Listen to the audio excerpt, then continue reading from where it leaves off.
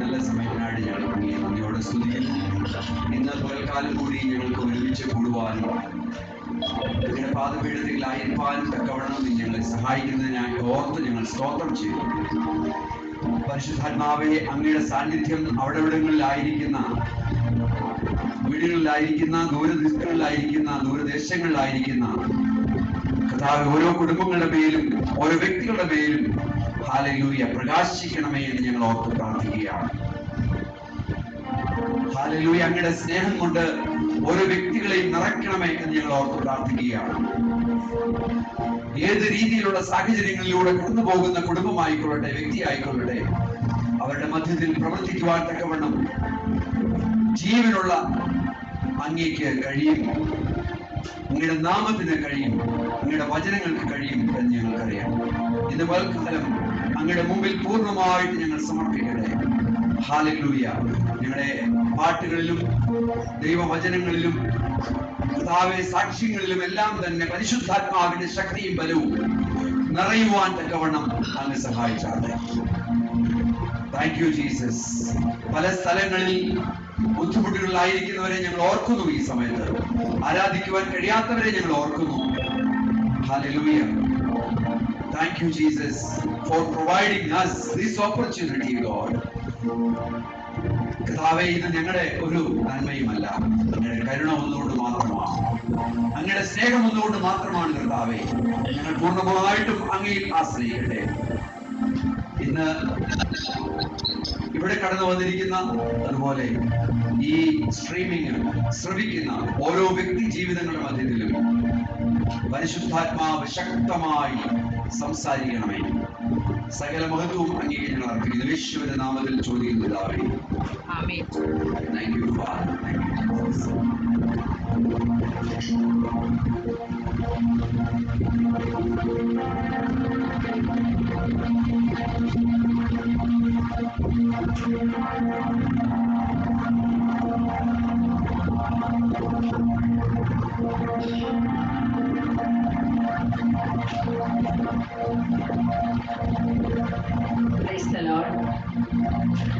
ഇന്നലെ രാത്രിയിൽ നമുക്കൊരു ധ്യാനമുണ്ടായിരുന്നു. ജോൺ 1 നിന്നുമായിരുന്നു ആ ബ്രദർ എടുത്തിരുന്നത്. അതിൻ്റെ എൻഡില് നമ്മളോട് കൺക്ലൂഡ് ചെയ്ത് പറഞ്ഞത്, നിങ്ങൾ എല്ലാ ദിവസവും രാവിലെ ദൈവസന്നിധിയിൽ കടന്നു ചെല്ലുകയും ആ അതിരാവിലെ ദൈവത്തിന് നമ്മളോട് ഓരോരുത്തരോട് സംസാരിക്കുവാനുണ്ട്. അവൻ എന്താണ് സംസാരിക്കുന്നതെന്ന് കേട്ടതിന് ശേഷം ആ ജീവിതം തുടങ്ങണമെന്നുമാണ് നമ്മളോട് പറഞ്ഞത്. അതിനുവേണ്ടി നമ്മൾ ദൈവവചനത്തിന്റെ മുൻപിൽ ഇരിക്കാൻ ബാധ്യസ്ഥരാണ്. ദൈവവചനത്തില് എഴുതി നമ്മളെ അറിയിക്കാത്ത ഒരുപാട് രഹസ്യങ്ങൾ ദൈവത്തിന്റെ പക്കലുണ്ട്. എന്നാൽ നമ്മുടെ മുൻപിൽ വെളിപ്പെടുത്തി തന്ന, നമ്മളെ അറിയിച്ച ഒരു പുസ്തകമാണ് ബൈബിള്.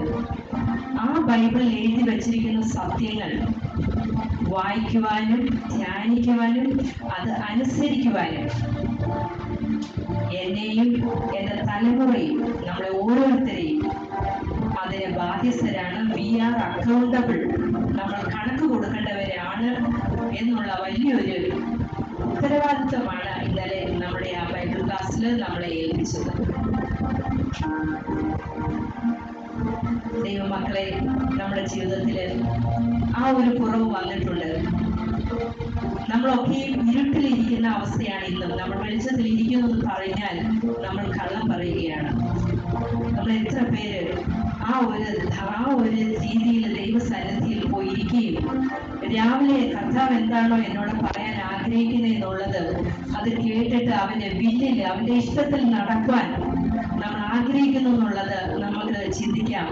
ഇന്നലത്തെ ക്ലാസ് വീണ്ടും നമ്മൾ മടക്കി വെച്ചിട്ട് പോകുന്നവരായി തീരാതെ അത് അനുസരിക്കുന്ന മക്കളായിട്ട് ഇനിയെങ്കിലും ദൈവസന്നിധിയിൽ പാപം ചെയ്യാതെ ദൈവസന്നിധിയിൽ അക്കൗണ്ടബിൾ ആണെന്നുള്ള ഒരു ബോധ്യത്തിൽ ജീവിക്കാൻ നമ്മളെ ദൈവം സഹായിക്കട്ടെ. ഇന്ന് ആർക്കെങ്കിലും സാധിച്ചില്ലെങ്കിൽ നാളത്തെ ദിവസം അതിരാവിലെ നമ്മുടെ good Bible study it is different. നമ്മൾ പേഴ്സണലായിട്ട് ദൈവസന്നിധിയിൽ പോയിരിക്കണം. നമ്മളെല്ലാവരും ദൈവസന്നിധിയിൽ അക്കൗണ്ടബിൾ ആണ് എങ്കിൽ മാത്രമേ നമുക്ക് ദൈവസന്നിധിയിൽ നിൽക്കാൻ സാധിക്കത്തുള്ളൂ. ഇല്ലെങ്കിൽ നമ്മളെല്ലാം കർത്താവ് നശിപ്പിക്കുന്ന ഒരു ദിവസം വരുന്നുണ്ട്. നമ്മൾ എത്ര വർഷം ദൈവസന്നിധിയിൽ പള്ളിയിൽ പോയെന്നോ ആരാധനയ്ക്ക് പോയെന്നോ ഒന്നും പറഞ്ഞിട്ട് ഒരു കാര്യവുമില്ല. How much I M obeying my Lord, അവന്റെ വില്ലിനെ അനുസരിക്കുന്നു എന്നുള്ളത് നമ്മൾ ഓരോരുത്തരും സെർച്ച് ചെയ്ത് കണ്ടുപിടിച്ച് അവന്റെ സംസാരം കേട്ടതിന് ശേഷം നമ്മുടെ ജീവിതം ആരംഭിക്കാം. ഇത് ഇന്നത്തെ ആരാധനയിൽ നമുക്ക് ദൈവസന്നിധിയിൽ സാധിക്കാതെ പോയതിനെ ദൈവസന്നിധിയിൽ നമുക്ക് ഏറ്റു പറയാം. കർത്താവേ, ഞാൻ ഇരുട്ടിലായിരുന്നു, എന്നോട് നീ ക്ഷമിക്കണമേ. ഇനി ഞാൻ ആ ഇരുട്ടിലിരിക്കാതെ അങ്ങയുടെ വെളിച്ചത്തിൽ നടക്കുവാൻ, അങ്ങ് തരുന്ന വെളിച്ചത്തിൽ നടക്കുവാൻ, കർത്താവേ, ഒരു ബൈബിൾ സ്റ്റഡിയായി പോകാതെ അത് എൻ്റെ ജീവിതത്തെ മാറ്റുന്ന ഒരു ജീവിതമായി തീരുവാൻ കർത്താവെ നീ ഇടവരുത്തണമേ. നമുക്ക് ഇന്നത്തെ ആരാധന ദൈവത്തോട് അപേക്ഷിക്കാം. അവൻ നമ്മുടെ പ്രാർത്ഥന കേട്ട് നമ്മളെ സഹായിക്കുന്ന ഒരു ദൈവമാണ്. നമുക്ക് ആദ്യമായിട്ട് എൻ ദൈവം അറിയാതെ ഒന്നും എന്നുള്ള പാട്ട് പാടാം. ദൈവത്തെ സ്തുതിക്കാം.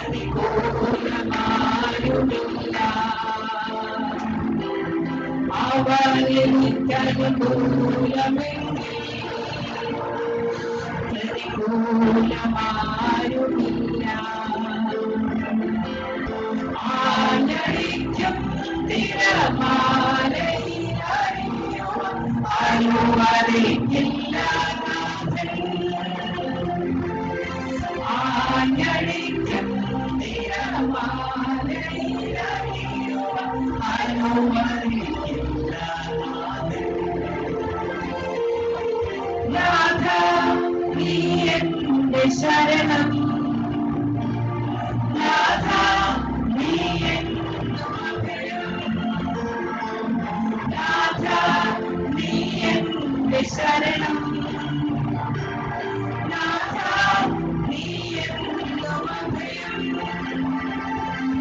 അലറുന്ന സിംഹത്തെ പോലെ പ്രതിയോഗിയടുത്തിടുന്നു. അലറുന്ന സിംഹത്തെ പോലെ പ്രതിയോഗിയടുത്തിടുന്നു. തളർന്നു പോകാതെ അടുത്തു പോകാതെ സ്നേഹപ്പെടുക. തളർന്നു പോകാതെ അടുത്തു പോകാതെ സ്നേഹപ്പെടുക.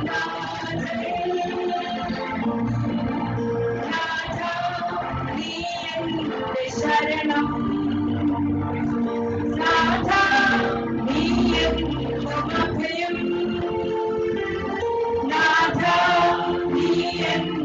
ശരണം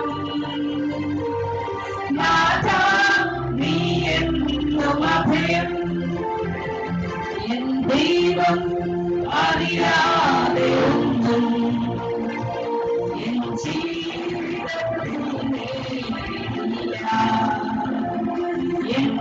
ദൈവം അറിയാതെ ഒന്നും എൻ ജീവിതത്തിൽ നേരില്ല.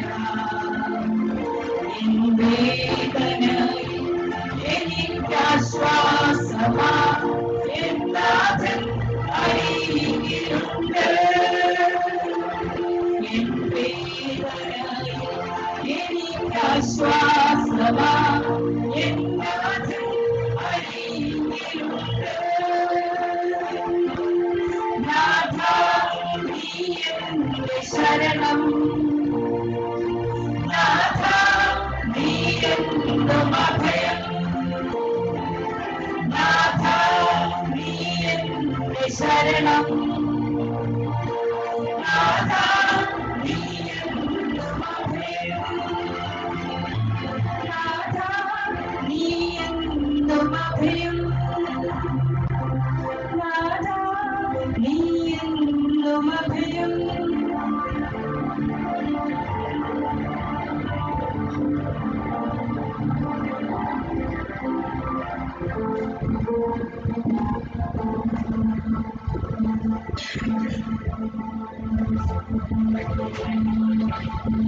നന്മ മാത്രമേ എന്നുള്ള പാട്ടുപാടി ദൈവത്തെ സ്തുതിക്കാം, ആരാധിക്കാം.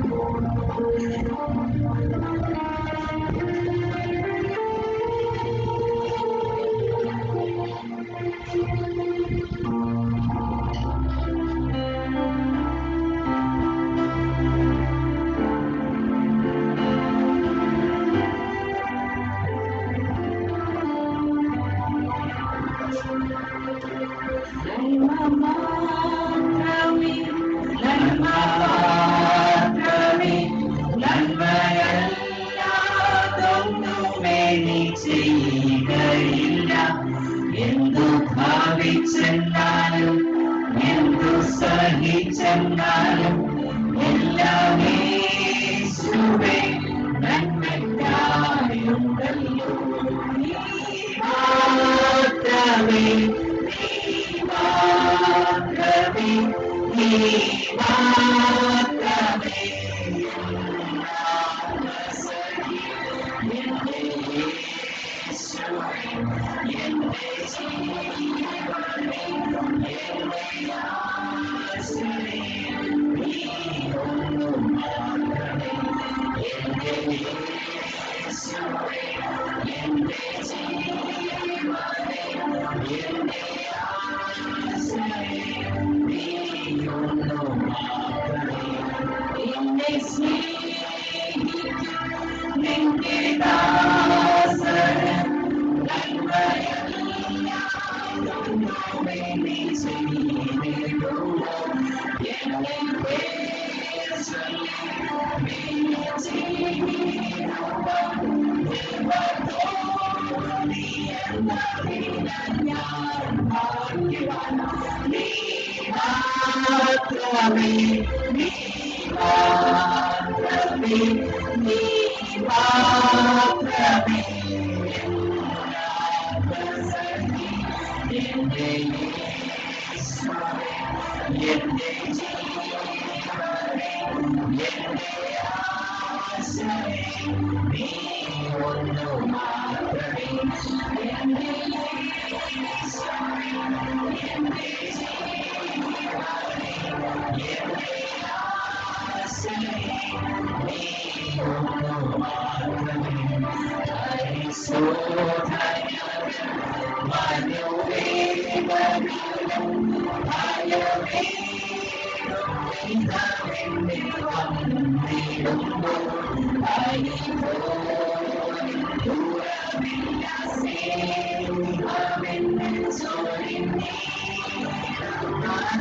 ഒന്നു മാത്രമേ.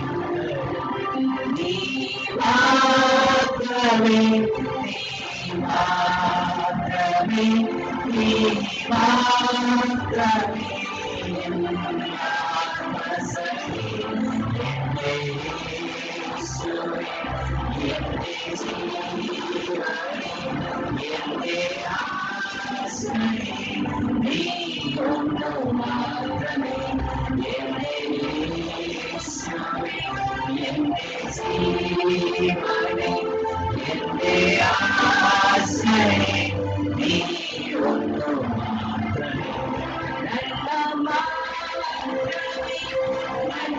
മാത്രമേ നന്മയല്ലാതൊന്നുമേ നീ ചെയ്യലില്ല. എന്നു ഭാവിച്ചെന്നാലും എന്നു സഹിച്ചെന്നാലും എല്ലാം യേശുവേ നന്മയ്ക്കായുണ്ടല്ലോ.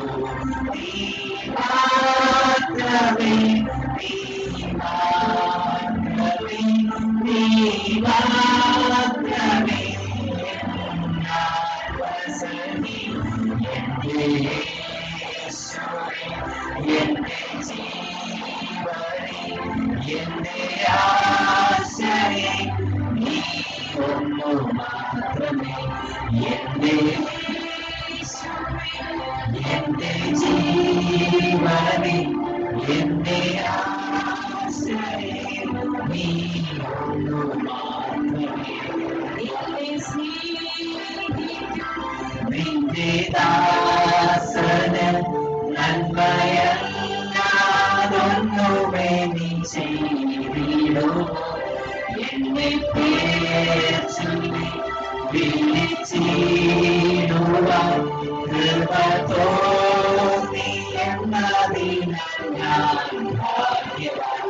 നീ മാത്രമേ നീ മാത്രമേ സഖി എന്റെ യേശുവേ എന്റെ ജീവനെ എന്റെ ആശയെ നീ മാത്രമേ എന്റെ യേശുവേ എന്റെ ജീവനെ എന്റെ ആശയെ നീ ഒന്നു മാത്രമേ നീ മാത്രമേ നീ മാത്രമേ നീ മാത്രമേ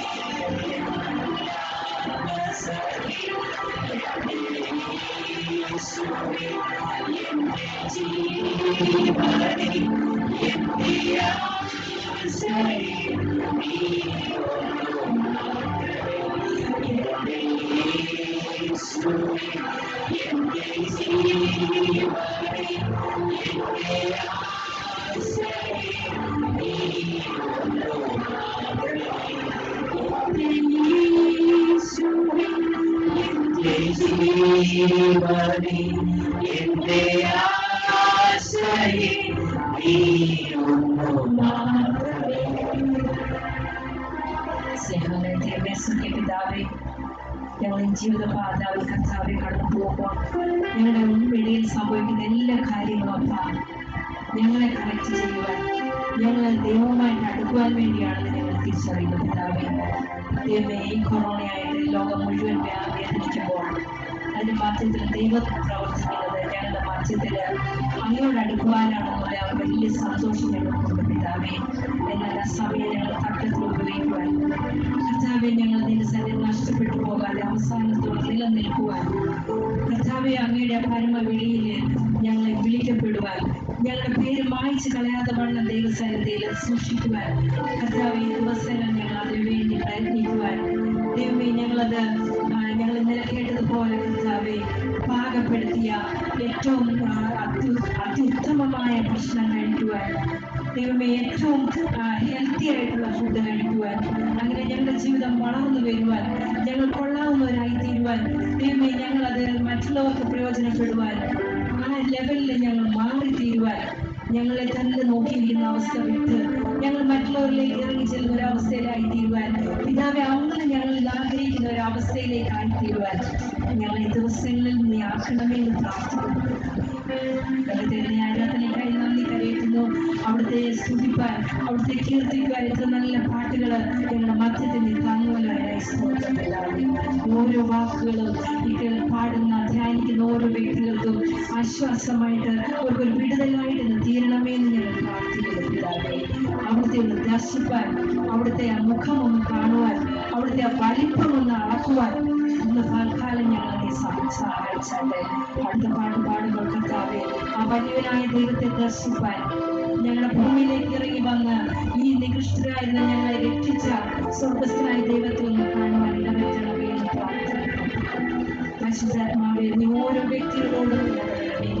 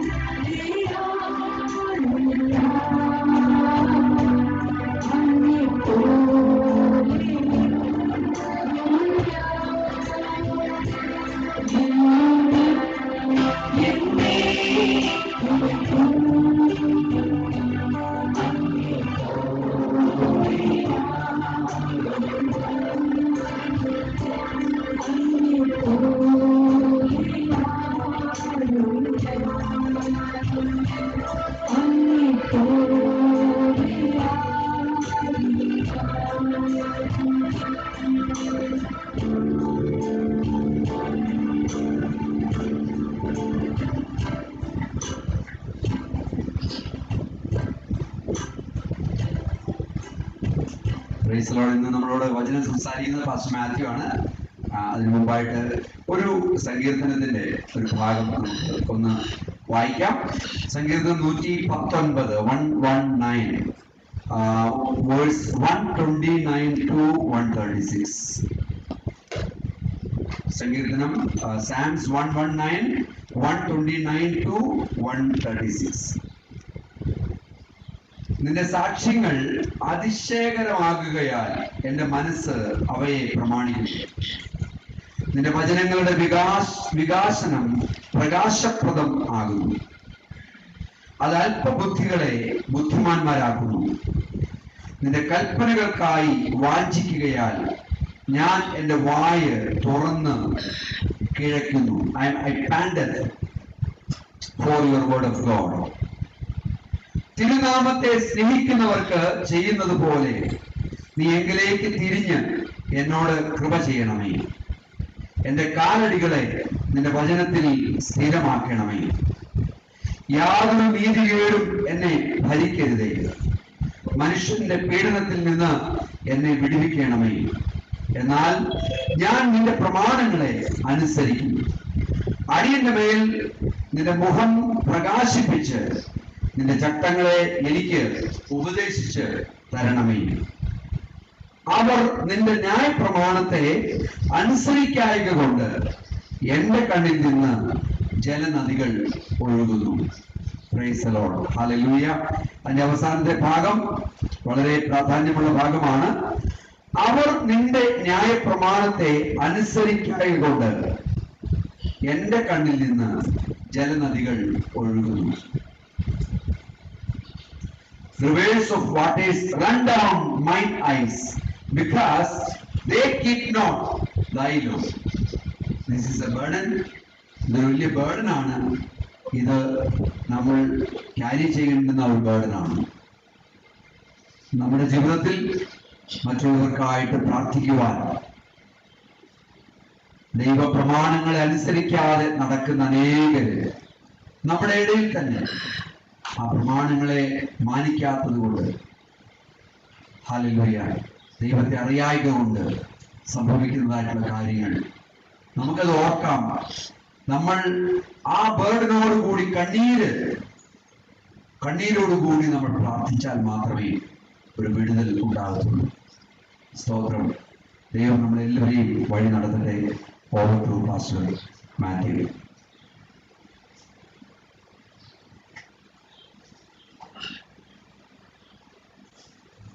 Thank you, Pastor, for reading those verses. വചനങ്ങൾ വായിച്ചതിന് നന്ദി പറയുന്നു. സന്നിഹിതരായിരിക്കുന്ന ഏവർക്കും, ഇവിടെ ആയിരിക്കുന്ന പ്രിയപ്പെട്ടവർക്കും കർത്താവായ യേശുക്രിസ്തുവിന്റെ നാമത്തിലുള്ള വന്ദനത്തെ അറിയിക്കുന്നു. ഈ വിധത്തിൽ നിങ്ങളുമായി വീണ്ടും സന്ധിക്കുവാൻ ദൈവത്തിന്റെ ആത്മാവ് ഒരുക്കിയ അവസരത്തിനായിട്ട് ദൈവത്തിന് സ്തോത്രം ചെയ്യുന്നു. I really want to thank Sister Preeti and Aravind for leading, and even Atul for leading us into a time of worship. ദൈവത്തെ ആരാധിക്കുവാനായി നമ്മളെ പ്രോത്സാഹിപ്പിക്കുകയും ക്രിസ്തുവിനുള്ള ഏകാഗ്രതയോടെ ദൈവസന്നിധിയിൽ ഇരിക്കുവാൻ നമുക്ക് പ്രചോദനം നൽകുകയും ചെയ്ത ഇവരെ കർത്താവിൽ അഭിനന്ദിക്കുന്നു. നമുക്ക് ആത്മാവിൽ ഐക്യതയോടെ ഏകാഗ്രതയോടെ തിരുവെഴുത്തുകളെ പരിശോധിക്കാൻ നമ്മുടെ ചിന്തകളെ ദൈവസന്നിധിയിൽ വീണ്ടും ഏകാഗ്രമാക്കാം. തിരുവെഴുത്തുകളെല്ലാം നമുക്കറിയാവുന്ന സത്യങ്ങൾ, കഥകൾ, സത്യങ്ങൾ, ചരിത്രങ്ങളാണ് നമ്മൾ വീണ്ടും വീണ്ടും പരിശോധിക്കുന്നത്. അതിൽ ഈ കാലഘട്ടത്തിൽ ഇന്ന് ജീവിക്കുന്ന നമുക്ക് തിരുവെഴുത്തുകളെ എങ്ങനെ നമുക്ക് മനസ്സിലാക്കാനും നമ്മുടെ ജീവിതത്തിൽ പ്രയോഗിക്കാൻ കഴിയും എന്ന സത്യത്തെ നമ്മൾ ആരായുകയാണ് ചെയ്യുന്നത്. So we are carefully examining the scriptures as to how we can apply the truth of the word of God. അതുകൊണ്ട് നമുക്ക് പരിചയമില്ലാത്ത സംഭവങ്ങളല്ല. നമുക്ക് എല്ലാ കാലഘട്ടങ്ങളിലും 2000 വർഷമായി ലോകത്ത് ഒറ്റ സന്ദേശമുള്ളൂ. അത് സുവിശേഷത്തിന്റെ സന്ദേശമാണ്. അത് ക്രൂശിൽ മരിച്ച യേശുവിനെ കുറിച്ചുള്ള സന്ദേശമാണ്. ആ സന്ദേശമാണ് തിരുവെഴുത്തിന്റെ അന്തസത്ത എന്ന് പറയുന്നത്. ഇവിടെ രക്ഷ ദൈവം ഒരുക്കിയത് ആ വഴിയാണ്. അതിലൂടെയാണ് കർത്താവ് നമുക്ക് ഒരുക്കിയത്. അതുകൊണ്ട് അത് വിട്ട് നമുക്ക് എങ്ങും പോകാൻ കഴിയില്ല. അതുപോലെ തിരുവെഴുത്തിലെ ഓരോ സത്യങ്ങളും നമുക്ക് പരിചയമുള്ള കഥ അല്ലെങ്കിൽ ചരിത്ര യാഥാർത്ഥ്യങ്ങളിൽ നിന്ന് വീണ്ടും വീണ്ടും നമ്മൾ പരിശോധിക്കേണ്ടത് ഇതിലൂടെ ഇന്ന് ജീവിക്കുന്ന എനിക്ക് ഇങ്ങനെ സത്യങ്ങളെ പ്രയോഗിക്കാൻ കഴിയും എന്നാണ്. ഇന്ന് നമുക്ക് പരിചയമുള്ള ഒരു വ്യക്തിയെ വീണ്ടും നിങ്ങളുടെ മുമ്പിൽ ഞാൻ വരയ്ക്കുവാൻ ശ്രമിക്കുകയാണ്. ഞാൻ ദൈവത്തോട് പ്രാർത്ഥിച്ചുകൊണ്ടിരുന്നപ്പോൾ എൻ്റെ ഹൃദയത്തിൽ പ്രകാശിച്ചത് ഈ സത്യത്തിൽ നിന്ന് ചില ആത്മീയ യാഥാർത്ഥ്യങ്ങളെ ജീവിതത്തിൽ പകർത്തുവാൻ പ്രോത്സാഹിപ്പിക്കുവാനാണ്. ഈ വ്യക്തിയെക്കുറിച്ച് നമ്മൾ ആദ്യം കാണുന്നത് ഉൽപ്പത്തി പുസ്തകം 12-ാം അധ്യായത്തിലാണ്. ഉൽപ്പത്തി പുസ്തകം 12-ാം അധ്യായം എന്ന് പറയുമ്പോൾ നിങ്ങൾക്ക് എല്ലാം അറിയാം, നിങ്ങൾ വേഗം പോകുന്ന അബ്രഹാമിലേക്കാണ്. പക്ഷെ ഇന്ന് അബ്രഹാമിനെ നമ്മൾ തൊടുമെങ്കിലും അബ്രഹാം അല്ല നമ്മുടെ ശ്രദ്ധാകേന്ദ്രം. അബ്രഹാമിന്റെ കൂടെ പുറപ്പെട്ട മറ്റൊരു വ്യക്തിയാണ്. ആ വ്യക്തി കുറിച്ച് പുതിയ നിയമം പറയുന്നത് അവൻ വലഞ്ഞുപോയ നീതിമാനായിരുന്നു. വലഞ്ഞുപോയ നീതിമാൻ എന്ന പേര് നൽകപ്പെട്ട ഒരു നീതിമാൻ, കഷ്ടിച്ച് രക്ഷപ്പെട്ട ഒരു നീതിമാൻ, തീയിൽ കൂടി എന്ന പോലെ രക്ഷപ്പെട്ട ഒരു നീതിമാൻ. യഥാർത്ഥത്തിൽ ഈ ചരിത്രം അവിടെ രേഖപ്പെടുത്തിയത് ഇന്ന് ജീവിക്കുന്ന 21-ാം നൂറ്റാണ്ടിൽ ജീവിക്കുന്ന നമുക്ക് മഹത്തായ പാഠങ്ങൾ പറഞ്ഞു തരുന്ന ഒരു ജീവിതമാണ് ലോത്ത് എന്ന ഈ വലഞ്ഞുപോയ നീതിമാന്റെ ചരിത്രം. അത് ഇന്ന് നമ്മളോട് ഈ സത്യങ്ങൾ സംസാരിക്കട്ടെ എന്ന് ഞാൻ പ്രാർത്ഥിക്കുന്നു. ലോത്തിനെ കുറിച്ചുള്ള ആദ്യത്തെ പരാമർശം ഉൽപ്പത്തി പുസ്തകം 12-ന്റെ 5-ാമത്തെ വാക്യമാണ്. ആ വാക്യം നമുക്ക് വായിക്കാം. ഉൽപ്പത്തി പുസ്തകം 12-ാം അധ്യായത്തിന്റെ 5-ാമത്തെ വാക്യം. അബ്രാം തന്റെ ഭാര്യയായ സാറായിയെയും സഹോദരന്റെ മകനായ ലോത്തിനെയും തങ്ങൾ ഉണ്ടാക്കിയ സമ്പത്തുകളൊക്കെയും തങ്ങൾ ഹാരാനിൽ വെച്ച് സമ്പാദിച്ച ആളുകളെയും കൂട്ടിക്കൊണ്ട് കനാൻ ദേശത്തേക്ക് പോകുവാൻ പുറപ്പെട്ടു. ദൈവത്തിന്റെ തേജോമനായ ദൈവത്തിന്റെ ദർശനപ്രകാരം എല്ലാം സ്വന്തക്കാരെയും ബന്ധുക്കളെയും സ്വന്തം നാടും എല്ലാം വിട്ട് പുറപ്പെടാൻ തീരുമാനിച്ച അബ്രഹാമിനോടൊപ്പം സാറായി തന്റെ ഭാര്യ മാത്രമായിരുന്നില്ല, തന്റെ സഹോദരന്റെ മകനായ ലോത്തും കൂടെ ഉണ്ടായിരുന്നു എന്ന് നമ്മൾ അവിടെ വായിക്കുന്നു. ആ ഒറ്റ വാക്യത്തെ ആധാരമാക്കിക്കൊണ്ട് ഞാൻ ഒരു കാര്യം ഇവിടെ പറയാൻ ആഗ്രഹിക്കുന്നത് ഇതാണ്. ആത്മീയ ദർശനം അബ്രഹാമിന്റെ അളവിൽ പ്രാപിച്ചില്ലെങ്കിലും അബ്രഹാമിനോട് കൂടെ ഇറങ്ങിത്തിരിക്കുവാന്, അബ്രഹാമിന്റെ ദൈവത്തെ വേണമെന്ന ഒരു ചെറിയ ആഗ്രഹത്തോടെ എങ്കിലും ഇറങ്ങിത്തിരിക്കാൻ കാഴ്ചപ്പാട് പ്രാപിച്ച ആ തീരുമാനം, ഉറച്ചതായ ഒരു തീരുമാനം അബ്രഹാമിനെ പോലെ അല്ലെങ്കിലും ഒരു ഭാഗികമായ തീരുമാനം എടുത്തതിൽ ഞാൻ ലോത്തിനെ അഭിനന്ദിക്കുകയാണ്. ഇവിടെ ഞാൻ പറയട്ടെ, നമുക്ക് നമ്മളെ നയിക്കുന്ന വ്യക്തികളോടൊപ്പമോ ധീരതയോടെ കർത്താവിന് വേണ്ടി നിൽക്കുന്ന ആളുകളോടൊപ്പമോ ധീരതയോ വിശ്വാസമോ ഇല്ലെങ്കിൽ പോലും അവരുടെ സാന്നിധ്യവും അവരുടെ അനുഗ്രഹവും നമ്മുടെ രക്ഷയാണ്. നമ്മളെ ആത്മീയമായി ഉത്തേജിപ്പിക്കുന്നവരുടെ സാന്നിധ്യവും നമ്മുടെ ആത്മാക്കൾക്ക് വേണ്ടി ജാഗരിക്കുന്നവരുടെ ജാഗരണങ്ങളും നമ്മുടെ ജീവിതത്തെ സൂക്ഷിക്കുന്നതാണ് എന്ന് ഞാൻ ആ സത്യത്തെ ആധാരമാക്കി പറയട്ടെ. അതുകൊണ്ട് യഥാർത്ഥത്തിൽ ലോത്തിന്റെ ജീവിതം പിന്നീടുള്ള ജീവിതത്തിൽ നിന്ന് അബ്രഹാമിനെ ആ വിധത്തിൽ ബഹുമാനിക്കാൻ കൂട്ടാക്കിയില്ലെങ്കിൽ പോലും ആ ചെറിയ കാഴ്ചപ്പാടിൽ ഇറങ്ങിത്തിരിക്കാൻ താൻ ശ്രമിച്ചു എന്നുള്ളത് അഭിനന്ദനീയമാണെന്ന് ഞാൻ ഇവിടെ ഗ്രഹിക്കുകയാണ്, ഇവിടെ ഞാൻ പറയാൻ ആഗ്രഹിക്കുകയാണ്. അബ്രഹാമിനോടൊപ്പം യാത്ര ചെയ്തു. 13-ാം അധ്യായത്തിന്റെ 1-ാമത്തെ വാക്യം അതാണ് പറയുന്നത്. അബ്രഹാമിനോടൊപ്പം യാത്ര ചെയ്ത ലോത്ത്.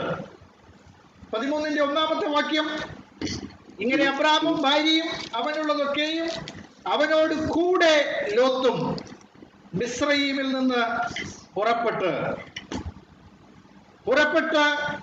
തെക്കേ ദേശത്ത് വന്നു. കന്നുകാലി, വെള്ളി, പൊന്ന് ഈ വകയിൽ അബ്രാം ബഹുസമ്പന്നനായിരുന്നു.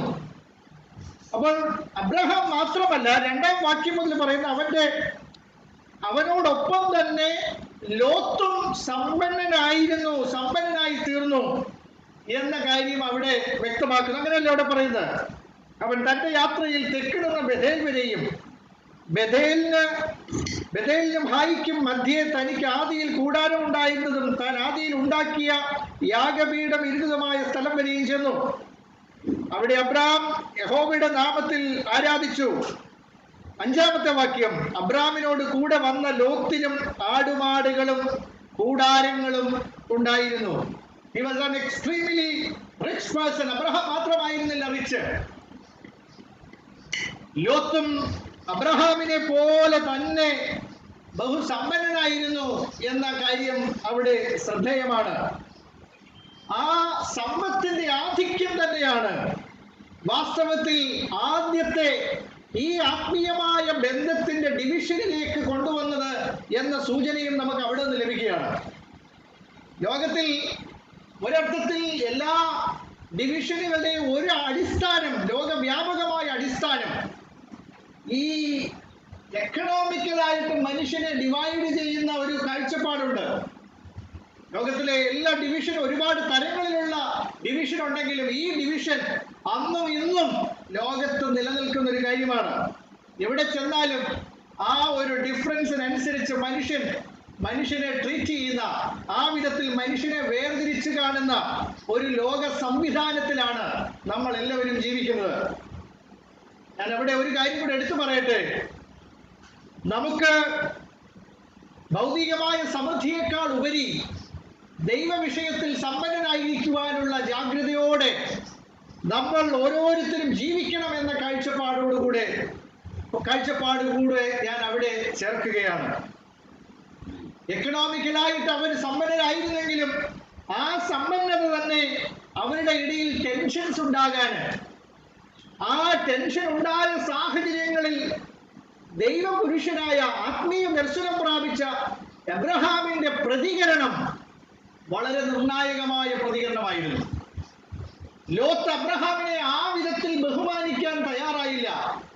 ബഹുമാനം കൊടുക്കേണ്ടവർക്ക് അർഹമായ ബഹുമാനം കൊടുക്കണമെന്നും ധനത്തിന്റെ അടിസ്ഥാനത്തിൽ ആത്മീയമായ ബന്ധങ്ങളെ ഉപേക്ഷിക്കരുതെന്നും ഉള്ള ഒരു വലിയ പാഠം യഥാർത്ഥത്തിൽ ലോത്തിന്റെ ജീവിതം അവിടെ പഠിപ്പിക്കുന്നുണ്ട്.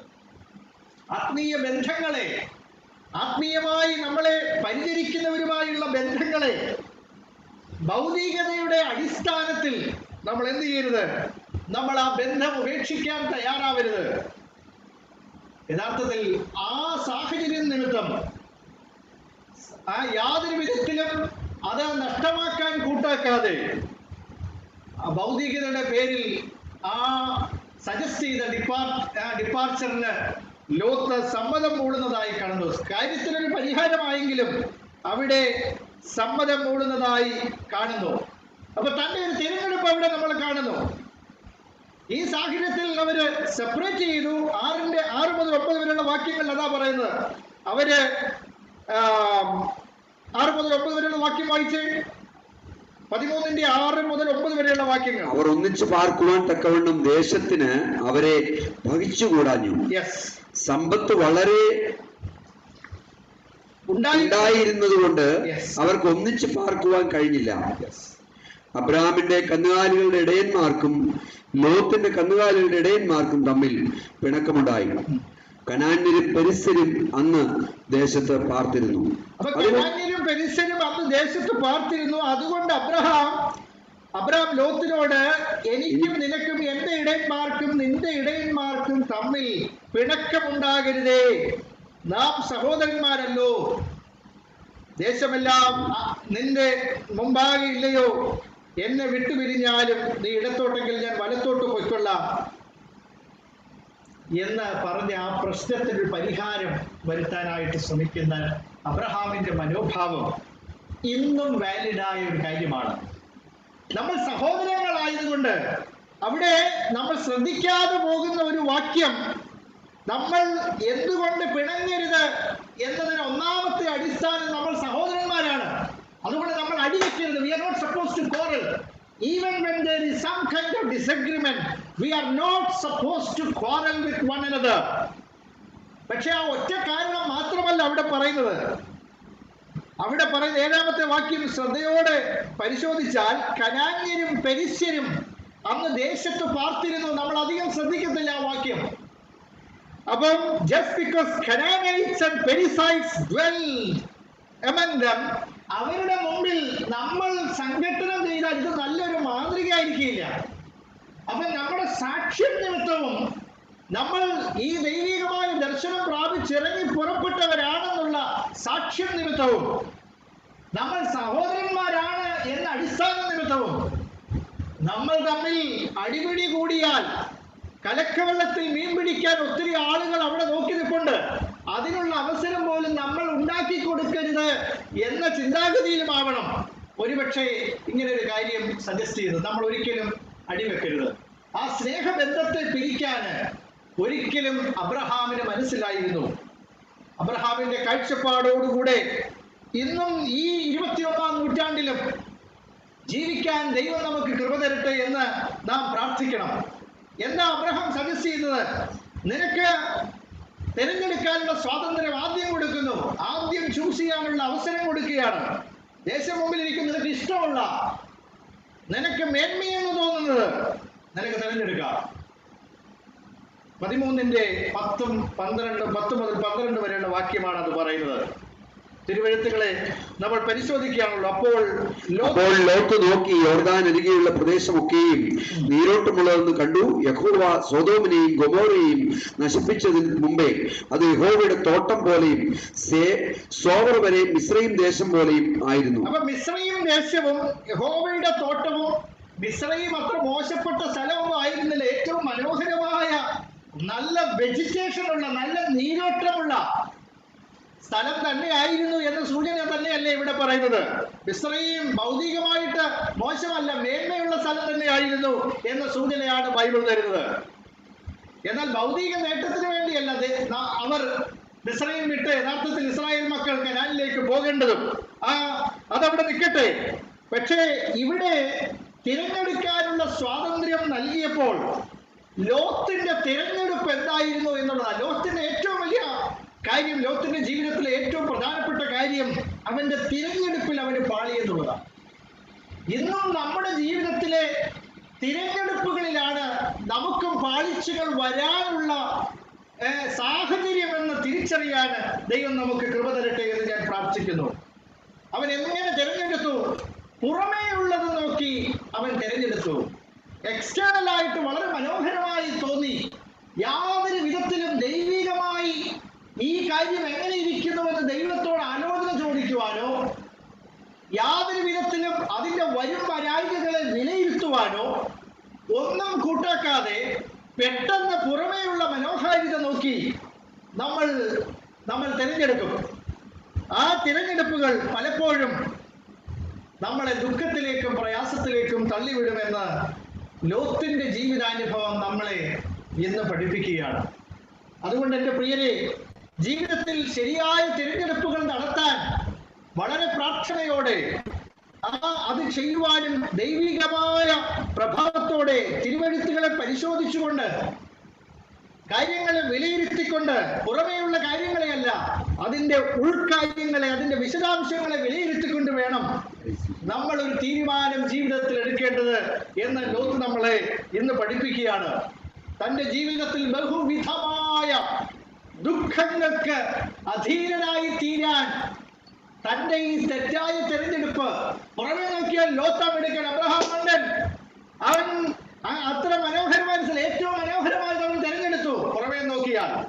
പക്ഷെ അബ്രഹാമിനെ സംബന്ധിച്ച് ഇന്നും എൻ്റെ ജീവിതത്തിൽ എന്നും ആവേശം നൽകുന്ന ഒരു സത്യം, ലോത്തിന്റെ സന്തതി പരമ്പരകൾ ഇന്നെവിടെ?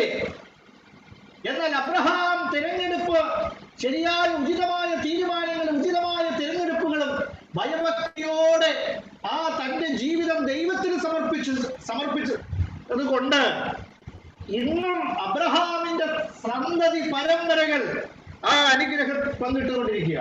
Even today they are sharing the blessing just because of Abraham. അബ്രഹാമിന്റെ നല്ല തെരഞ്ഞെടുപ്പ് നിമിത്തം. പക്ഷേ ഈ ലോത്തിന്റെ തെരഞ്ഞെടുപ്പ് നിമിത്തം സംഭവിച്ചത് എന്തൊക്കെയാണ് എന്ന ഒരു സൂചന നമുക്ക് 14-ാം അധ്യായത്തിൽ നിന്ന് ലഭിക്കുന്നു. തന്റെ തെരഞ്ഞെടുപ്പ് നിമിത്തം ഉണ്ടായ ഒന്നാമത്തെ ദുഃഖം അല്ലെങ്കിൽ ഒന്നാമത്തെ കഷ്ടം യുദ്ധമാണ്. 14-ാമത്തെ വാക്യം, ഉൽപ്പത്തി 14:10. സൊദോമിലും ഗൊമോറയിലും ഉള്ള സമ്പത്തും ഭക്ഷണ സാധനങ്ങളും എല്ലാം അവർ എടുത്തുകൊണ്ടുപോയി. അബ്രഹാമിന്റെ സഹോദരന്റെ മകനായി സൊദോമിൽ പാർത്തിരുന്ന ലോത്തിനെയും അവന്റെ സമ്പത്തിനെയും അവർ കൊണ്ടുപോയി. അപ്പൊ ആദ്യം തന്റെ സമ്പത്ത് തന്നോട് യുദ്ധം ചെയ്യാൻ വേണ്ടി വരുന്നു. തനിക്കുള്ളത് അപഹരിക്കപ്പെട്ടു. 12-ാമത്തെ വാക്യം അതാ പറയുന്നത്. തനിക്കുള്ളത് അപഹരിക്കപ്പെട്ടു. എല്ലാം ഉണ്ടായിരുന്നു, ഇഷ്ടംപോലെ ഉണ്ടായതുകൊണ്ട് കാര്യമില്ല. ആ ഉള്ളത് നിലനിർത്തി സമാധാനത്തോടെ നമുക്ക് അനുഭവിക്കാൻ കൃപ തരുന്ന ദൈവത്തിൽ ആശ്രയിച്ചുകൊണ്ട് ജീവിക്കുന്നതിലാണ് കാര്യം. ദൈവത്തിന് സ്തോത്രം. പക്ഷേ തന്റെ തെറ്റായ തെരഞ്ഞെടുപ്പ് എവിടേക്കാ തന്നെ നയിച്ചത്? യുദ്ധത്തിലേക്ക് നയിച്ചു. ആവശ്യമില്ലാത്ത സംഘടനകളിലേക്ക് അവനെ നയിച്ചു. അവന്റെ സ്വത്തുക്കളുടെ അപഹരണത്തിലേക്ക് അതിനെ നയിച്ചു.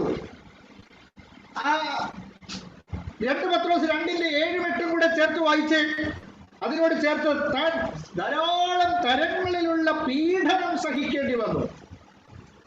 പല തരങ്ങളിലുള്ള പീഡനം സഹിക്കേണ്ടി വന്നു എന്ന് അവിടെ കാണുന്നു.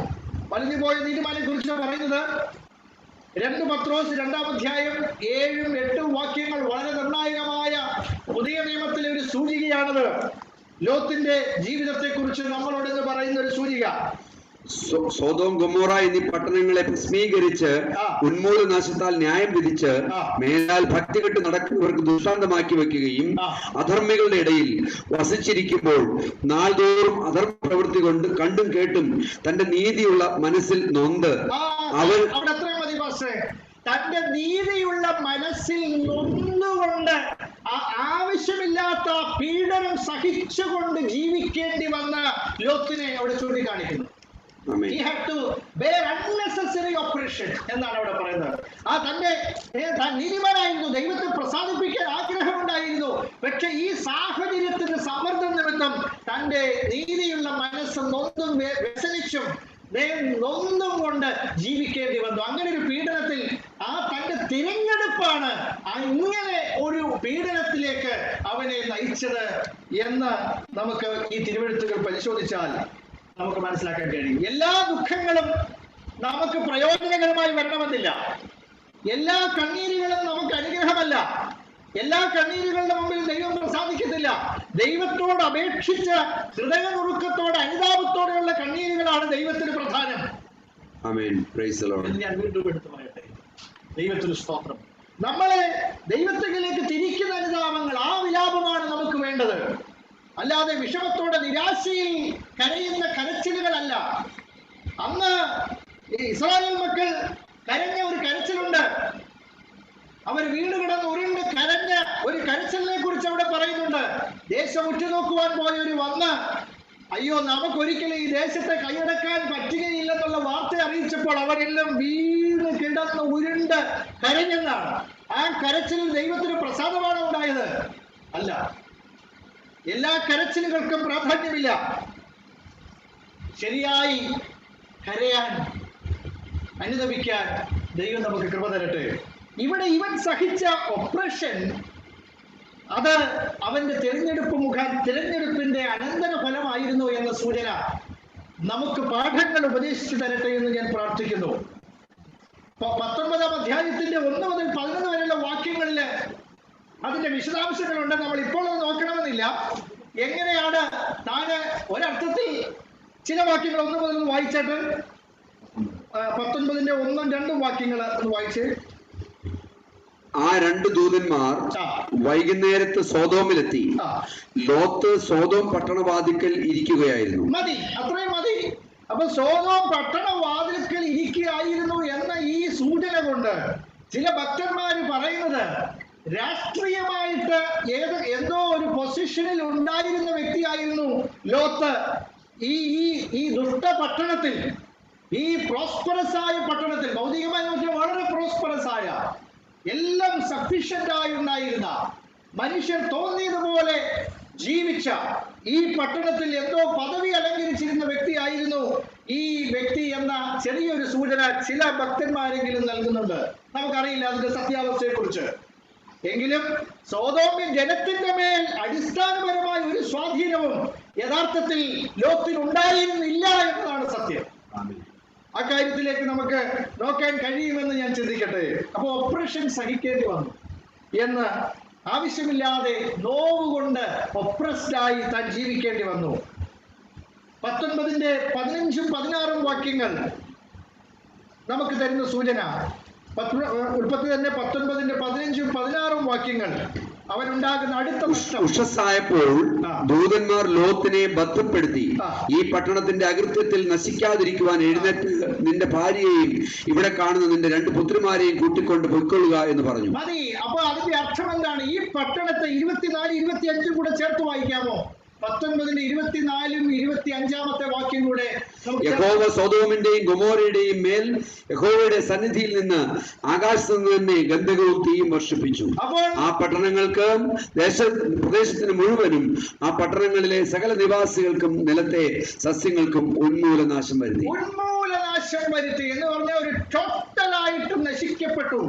തന്റെ നിക്ഷേപങ്ങളെല്ലാം ഉണ്ടായിരുന്നത് ഇവിടെയായിരുന്നു. തന്റെ ഇൻവെസ്റ്റ്മെന്റ് എല്ലാം ഇവിടെയായിരുന്നു.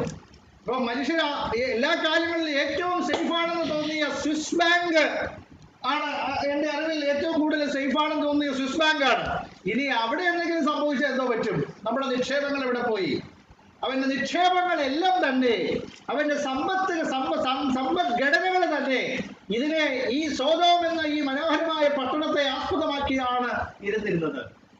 അവിടെയാണ് വയസ്സായിട്ട് ലോകത്തിലെ ഏറ്റവും മേന്മയുള്ള പട്ടണത്തിൽ, ഏറ്റവും സുരക്ഷിതത്വം എന്ന് തോന്നുന്ന പട്ടണത്തിൽ ഉള്ള തന്റെ നിക്ഷേപങ്ങളെല്ലാം ഇതാ പോയിരിക്കുന്നു. എന്റെ പ്രിയരെ, ദൈവിക വിഷയമായി സമ്പന്നതയല്ലാതെ എല്ലാ സമ്പത്തുകളും നാശത്തിൽ പതിക്കുന്നതാണെന്നുള്ള സൂചന തിരുവെഴുത്തിൽ. എന്നാൽ ആത്മീയമായി സമ്പന്നത നേടിയാൽ അതാർക്കും എടുത്തു കളയാൻ കഴിയില്ല. കള്ളന്മാർക്ക് തുരന്ന് മോഷ്ടിക്കാൻ കഴിയില്ല. ഒരു നാശത്തിനും അതിനെ നശിപ്പിക്കാൻ കഴിയില്ല. അതുകൊണ്ട് നമ്മൾ ഓരോരുത്തരും ജീവിതത്തിൽ അധികമായി പണിതേണ്ടത്, എനിക്ക് ആത്മീയമായി സമ്പന്നതയിലേക്ക് വരാൻ എന്ത് വഴിയാണുള്ളത് എന്ന് നമ്മൾ ആരാഞ്ഞുകൊണ്ട് ജീവിക്കണം ഓരോ ദിവസം. അങ്ങനെ ചെറിയ ചെറിയ നിക്ഷേപങ്ങളാണെങ്കിലും നമ്മൾ നിത്യതയുമായി ബന്ധത്തിൽ ഇടാൻ ഇന്ന് നമുക്ക് ഭാഗ്യം ലഭിച്ചാൽ അതിന് അനന്തമായി ഒരു റിട്ടേൺ ഉണ്ടെന്ന് ഞാൻ ചിന്തിക്കുകയാണ്. ആ ഒരു കൃപയും ജ്ഞാനവും കാഴ്ചപ്പാടും ദൈവം നമുക്ക് ഓരോരുത്തർക്കും തരട്ടെ. തന്റെ തെറ്റായ തിരഞ്ഞെടുപ്പ് നിമിത്തം തനിക്കുള്ളതെല്ലാം നഷ്ടപ്പെട്ടു. തന്റെ നിക്ഷേപങ്ങളെല്ലാം പോയി. Totally bankrupt. 19-17 മുതലുള്ള വാക്യങ്ങളിൽ തന്റെ ഭാര്യ മരിച്ചു. അതാണ് നമുക്ക് ലോകത്തിനെ കുറിച്ച് ഓർക്കുമ്പോൾ തന്റെ ഭാര്യയാണ് എപ്പോഴും ഓർമ്മ വരുന്നത്. തന്റെ ഭാര്യയെ തനിക്ക് നഷ്ടമായി എന്ന് ഉള്ള വാക്യം മാത്രം വേണമെങ്കിൽ നമുക്കൊന്ന് സൂചിപ്പിക്കാം. Death of his wife. 19-17 വാക്യം. അവരെ പുറത്തു കൊണ്ടുവന്ന ശേഷം അവൻ ജീവരക്ഷയ്ക്കായി ഓടിപ്പോകുക, പുറകോട്ട് നോക്കരുത്, ഈ പ്രദേശത്തെങ്ങും നിൽക്കുകയുമരുത്, നിനക്ക് നാശം ഭവിക്കാതിരിപ്പാൻ പർവ്വതത്തിലേക്ക് ഓടിപ്പോവുക എന്ന് പറഞ്ഞു. നിനക്ക് നാശം ഭവിക്കാതിരിപ്പാൻ പർവ്വതത്തിലേക്ക് ഓടിപ്പോവുക എന്ന് പറഞ്ഞു. താഴോട്ടുള്ള ലോത്ത് അവരോട് പറഞ്ഞത് അങ്ങനെയല്ല. കർത്താവേ, നിനക്ക് അടിയനോട് കൃപ തോന്നിയല്ലോ, എന്റെ ജീവനെ രക്ഷിക്കുവാൻ എനിക്ക് വലിയ കൃപ നീ കാണിച്ചു തന്നിരിക്കുന്നു. പർവ്വതത്തിൽ ഓടിയെത്തുവാൻ എനിക്ക് കഴിയുകയില്ല, പക്ഷേ എനിക്ക് ദോഷം തട്ടി മരണം ഭവിക്കും. ഇതാ ഈ പട്ടണം സമീപമാകുന്നു, അവിടേക്ക് എനിക്ക് ഓടാം, അത് ചെറിയതുമാകുന്നു. ഞാൻ അവിടേക്ക് ഓടിപ്പോവട്ടെ, അത് ചെറിയതല്ലോ, എന്നാൽ എനിക്ക് ജീവരക്ഷ ഉണ്ടാകും. അവനോട് ഇക്കാര്യത്തിലും ഞാൻ നിന്നെ കടാക്ഷിച്ചിരിക്കുന്നു, നീ പറഞ്ഞ പട്ടണം ഞാൻ മറിച്ചു കളയുകയില്ല. ബന്ധപ്പെട്ട് അവിടേക്ക് ഓടിപ്പോവുക, നീ അവിടെ എത്തുവോളം എനിക്കൊന്നും ചെയ്യുവാൻ കഴിയുകയില്ല എന്ന് പറഞ്ഞു. അതുകൊണ്ട് ആ പട്ടണത്തിന് സോവർ എന്ന് പേരായി. ലോത്ത് സോവറിൽ കടന്നപ്പോൾ സൂര്യൻ ഉദിച്ചിരുന്നു. യഹോവ സോദോമിന്റെയും ഗൊമോരയുടെയും മേൽ യഹോവയുടെ സന്നിധിയിൽ നിന്ന് ആകാശത്ത് നിന്ന് തന്നെ ഗന്ധകവും തീയും വർഷിപ്പിച്ചു. ആ പട്ടണങ്ങൾക്കും പ്രദേശത്തിന് മുഴുവനും ആ പട്ടണങ്ങളിലെ സകല നിവാസികൾക്കും നിലത്തെ സസ്യങ്ങൾക്കും ഉന്മൂലനാശം വരുത്തി. ലോത്തിന്റെ ഭാര്യ അവന്റെ പെണ്ണിൽ നിന്ന് തിരിഞ്ഞു നോക്കി ഉപ്പുതൂണായി ഭവിച്ചു. അപ്പൊ ലോത്തിന്റെ ഭാര്യ മരണപ്പെട്ടു എന്നും ഉള്ള സൂചന അവിടെ നിന്ന് നമുക്ക് ലഭിക്കുകയാണ്. ഉപ്പുതൂണായി ഭവിച്ചവൻ തിരിഞ്ഞു നോക്കി. അതിനെക്കുറിച്ച് നമുക്ക് ഇന്ന് ചിന്തിക്കാനുള്ള സമയമല്ല. പക്ഷേ തനിക്ക് വിലപ്പെട്ട തന്റെ ഭാര്യ നഷ്ടപ്പെടുകയാണ് ഉണ്ടായത്. ഭാര്യയെ നഷ്ടപ്പെട്ടു തനിക്ക്.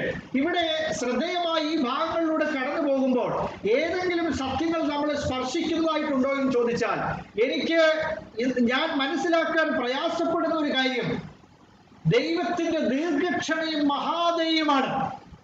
അതിലേക്കൊന്ന് ശ്രദ്ധ കേന്ദ്രീകരിച്ച് ദൈവം എത്രമാത്രം ദൈവം അർജന്റായ ഒരു സാഹചര്യം വരുമ്പം, ഇപ്പൊ നമ്മളൊരു പ്ലെയിനെ കയറി യാത്ര ചെയ്യുക, പെട്ടെന്ന് തീ വന്നു, എന്താ ചെയ്യേണ്ടത് ആർക്കൊരു എല്ലാവരും പരക്കം പായുക. ആ സാഹചര്യത്തിൽ നമ്മൾ എല്ലാവരുടെയും വാക്ക് കേൾക്കാൻ പറ്റില്ല. ക്യാപ്റ്റൻ എന്താ പറയുന്ന ആ വാക്ക് കേൾക്കുക എന്നുള്ളതാ. അവിടെ മറുചോദ്യങ്ങളില്ല. പെട്ടെന്ന് അവർ പറയുന്നത് എന്തോ എടുത്തു ചാടി ചെയ്യാന്നുള്ളതാ.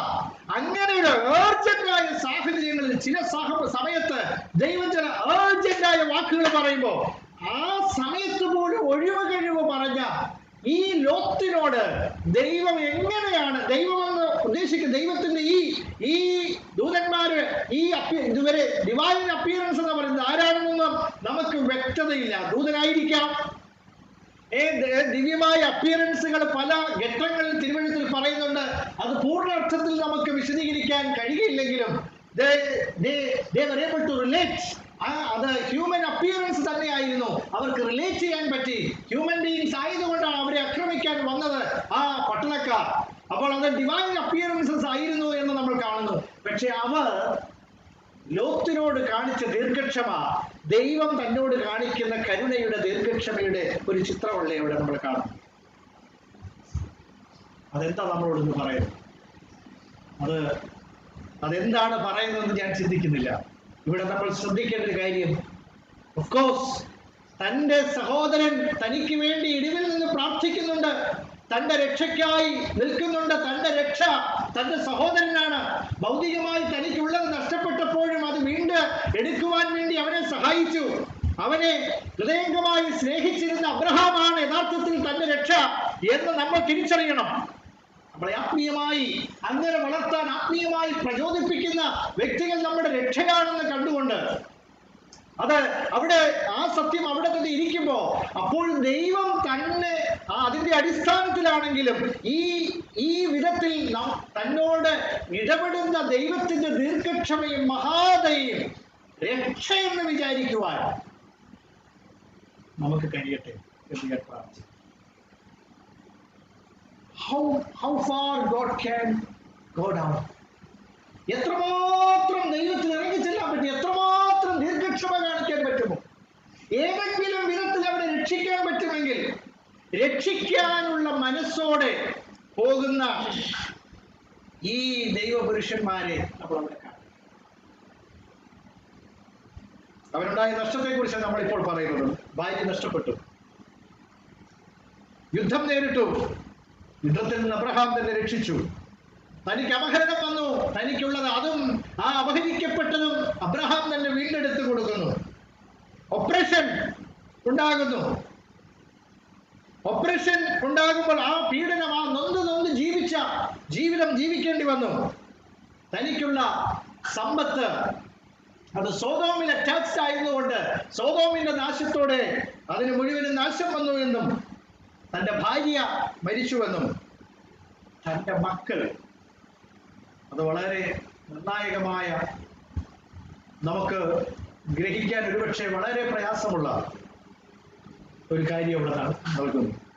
മക്കളുമായി ഉണ്ടായ ആ ക്ഷേമ, ആ നിന്ന, അതിന്റെ അനന്തരഫലം യഥാർത്ഥത്തിൽ ഇന്നു വരെ ലോകത്തിരിക്കുന്നു എന്ന് ഞാൻ പറയും.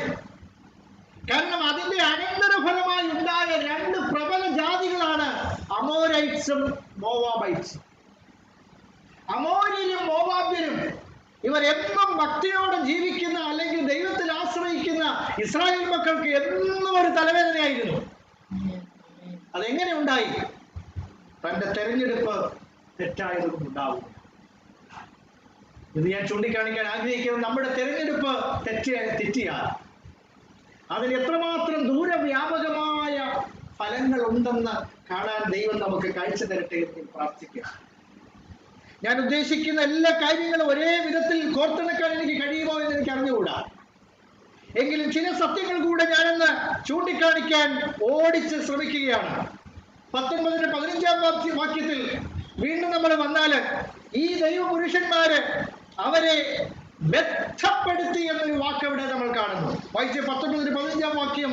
ഉഷസായപ്പോൾ ദൂതന്മാർ ലോത്തിനെ ബന്ധപ്പെടുത്തി ഈ പട്ടണത്തിന്റെ അകൃത്യത്തിൽ നശിക്കാതിരിക്കുവാൻ എഴുന്നേറ്റ് നിന്റെ ഭാര്യയെയും ഇവിടെ കാണുന്ന നിന്റെ 2 പുത്രിമാരെയും കൂട്ടിക്കൊണ്ട് പൊയ്ക്കൊള്ളുക എന്ന് പറഞ്ഞു. അപ്പൊ എന്താണ് ബന്ധപ്പെടുത്തി എന്ന വാക്കിന് അടിവരയിട്ട് നമ്മൾ യഥാർത്ഥത്തിൽ ദൈവം അല്ലെങ്കിൽ ഈ ദൈവ പുരുഷന്മാർ, ഈ ദൂതന്മാർ,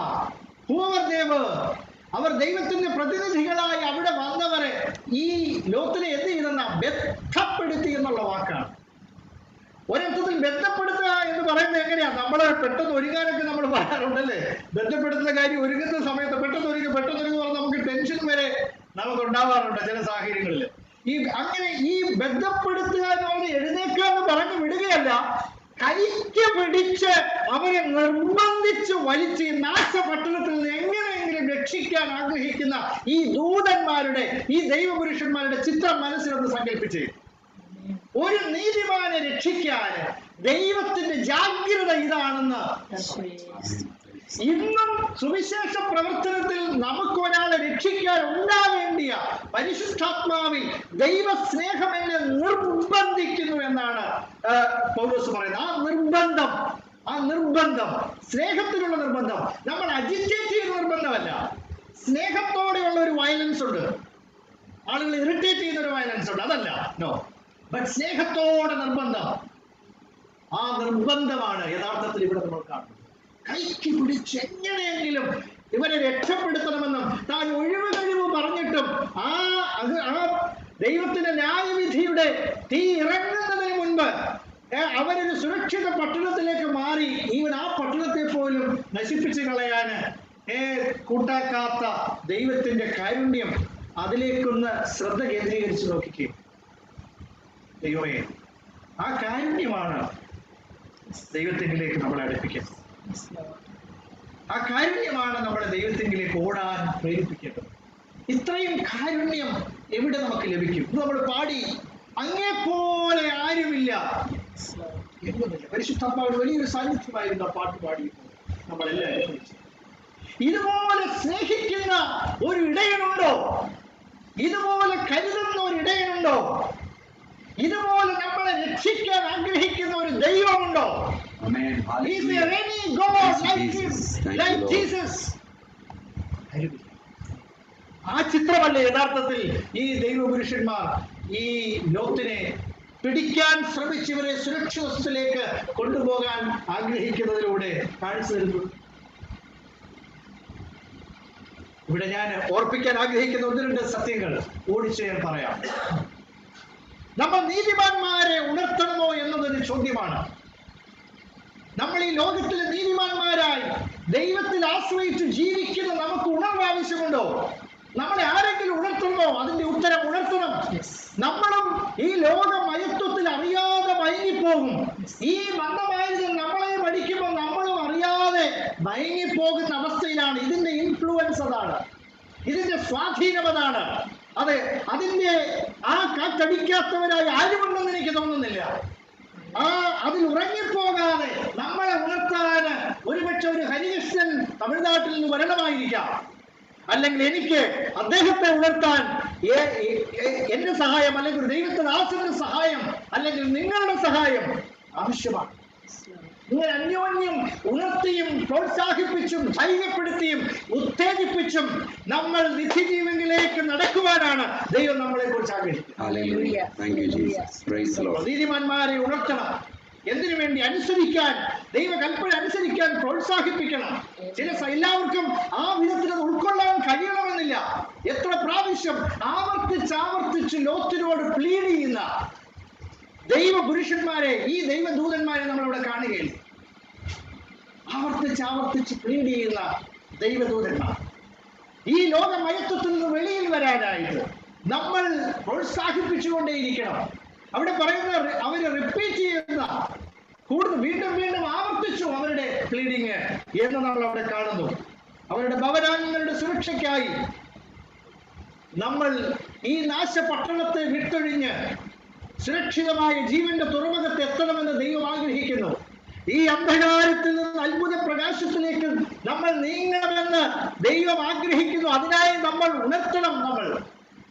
നമ്മൾ ഈ അത്ഭുത പ്രകാശത്തിൽ ആ ദൈവരാജ്യത്തിന്റെ അനുഭവത്തിൽ ജീവിക്കുന്ന നമ്മൾ മനസ്സിലാക്കേണ്ട കാര്യം, ഈ ലോകം മുഴുവനും ദുഷ്ടന്റെ അധീനതയിലാണ്.